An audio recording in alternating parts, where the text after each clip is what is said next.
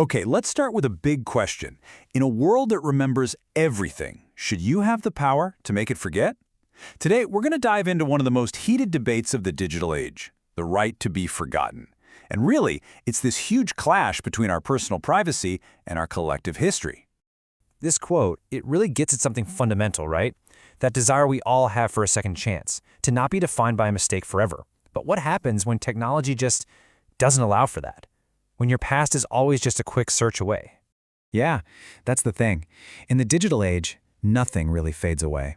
The internet doesn't just remember, it has a perfect, almost unforgiving memory. Every post, every picture, every little misstep, it's all indexed, searchable forever. It's like we all have this permanent digital shadow following us around. Okay, so here's how we're going to break this all down.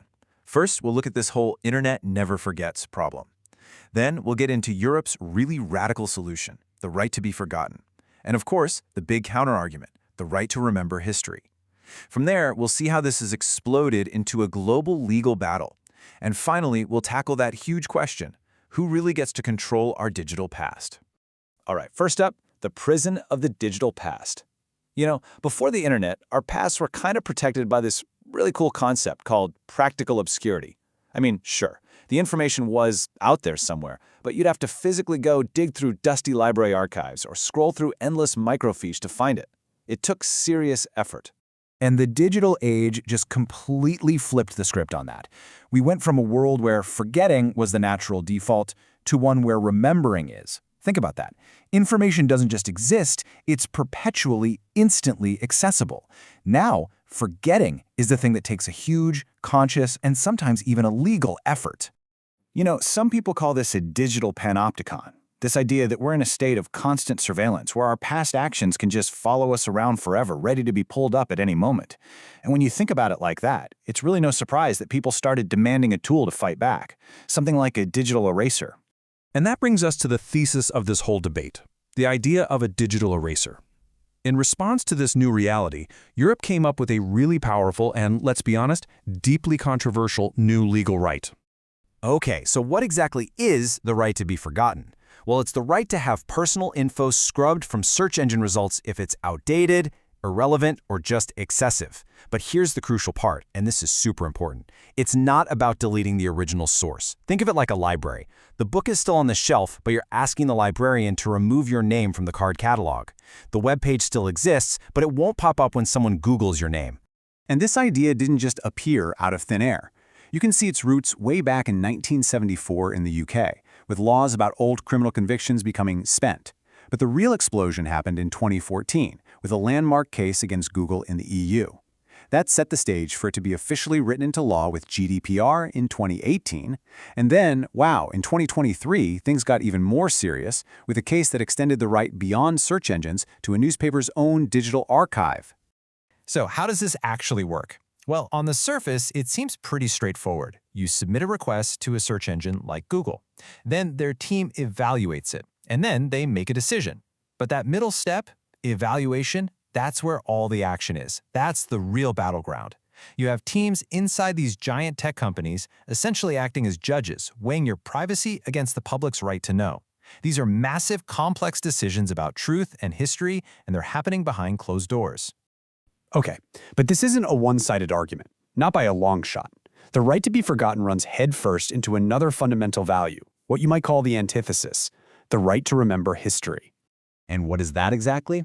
Well, it's the principle that comes from our rights to free expression and access to information. It's this idea that society as a whole has a collective need to create, preserve, and importantly, access a complete and reliable record of its past. It's not just a nice to have, it's seen as essential. And this is where critics raise some really serious alarms. They worry it can be used as a form of censorship, a way for people to whitewash their own histories or shut down legitimate criticism. You risk creating these memory holes in our digital record. It's a potential threat to journalism, that first rough draft of history, and it could seriously reduce accountability, making it way harder to check someone's background or hold powerful people to account for their pasts. And this quote from Index on Censorship just nails that fear. This is akin to marching into a library and forcing it to pulp books. See? Remember that library analogy? The fear is we've moved beyond just removing the card from the catalog, and we're getting dangerously close to actually pulping the books themselves. So as you can probably tell, this is not just some abstract philosophical debate. This is a full-blown global legal battleground where these fundamental rights are colliding in courtrooms and corporate boardrooms all over the world. And this table really lays out the tale of two philosophies. On one side, you have the European Union, where the core value is dignity and privacy. Their key law is GDPR, and the default position, it empowers erasure. Then you have the United States, where the core value is freedom of speech, driven by the First Amendment, and their default position is to protect publication. Two totally different starting points. And that Herbane v. Belgium case from 2023 is a perfect example of this clash. Remember, this was huge. A court actually forced a newspaper to anonymize a decades-old article in its own archive. The battle moved from search engines right to the original source. This wasn't just about making something harder to find anymore. This was about altering the historical record itself. This, of course, creates a huge problem, the sovereignty dilemma. If something is forgotten in France, should it also be forgotten in Japan?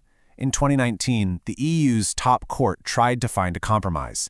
They ruled that the right applies across the EU, but search engines don't have to apply it globally. This means tech companies have to use things like geo-blocking to wall off the content for European users, which is complicated. So after all of this, where do we land? It all leads us to the biggest question of all. Who actually controls our past now? The verdict seems to be a privatized problem. And why privatized? Well, because of GDPR, the risk for these companies is just massive. We're talking fines of up to 4% of their global turnover. That's potentially billions of dollars. So if you're a company and you get a legally ambiguous request, what are you going to do? The safest, cheapest option is often just to hit delete. This creates what lawyers call a chilling effect, where the incentive is to erase, not to protect speech. So who is actually using this right?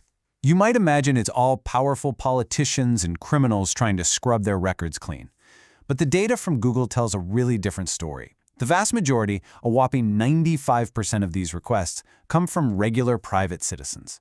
Just normal people trying to move on from something in their past.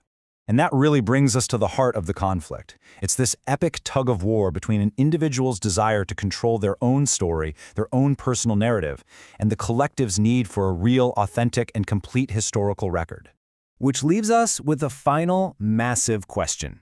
In a world that simply cannot forget, who should have the power to delete? There's no easy answer, but it's a question that's going to define the future of memory in our digital age, and it's one we all have a stake in.